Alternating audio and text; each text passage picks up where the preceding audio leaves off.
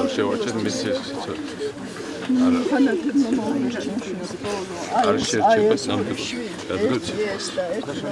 ის არის იქ რო კახიდან ჩამოხვედნენ ნახეთ ესენიც. იმიტომ რომ ეს ერთად დაიღუპენ, ერთად იბრძოდნენ და ალბათ ზემოდან დაკულებენ, თქოს თქვენ აქ მათი ფიქრი დავასაფაროთ.